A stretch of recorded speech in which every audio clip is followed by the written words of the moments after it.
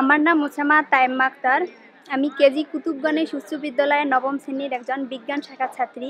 আমি শিক্ষার্থীদের নিয়ে কমিটি গঠন করেছি এবং শিক্ষার্থীদের নিয়ে এমনকি মেয়েদের নিয়ে অনেক ধরনের কাজ করে থাকি। এমনকি গত সেপ্টেম্বর মাসে আমার একজন সহপাঠীকে নিয়ে আমাদের স্কুলে একটা ইভটিজিংয়ের মতো ঘটনা ঘটে গেছে। মেয়েটাকে একটা ছেলে ফোনে জানায় যে তার সাথে নাকি ও প্রেম করবে, এমনকি মেয়েটা তাতে না অ্যান্সার দেয়। এতে ছেলেটা তার উপর রেগে যায় এবং তাকে ফোনে হুমকি দেয় যে তার উপর অ্যাসিড নিক্ষেপ করবে, এবং মেয়েটি তাতে ভয় পায় এবং স্কুলে এসে আমাদের কমিটির সদস্যদের এই ব্যাপারটা জানায়। তখন আমরা ব্যাপারটা নিয়ে যখনই চিন্তা করতেছি দেখলাম যে সত্যি সত্যি ছেলেটা আমাদের স্কুল প্রাঙ্গণে এসেছে। এতে আমরা ব্যাপারটা আমাদের প্রধান শিক্ষককে জানাই এবং প্রধান শিক্ষক এসে ছেলেটা ছিল এবং ছেলেটার সাথে আরও 2টা ছেলে ছিল। ছেলে 3টাকে আমাদের অফিস রুমে ধরে নিয়ে যায়।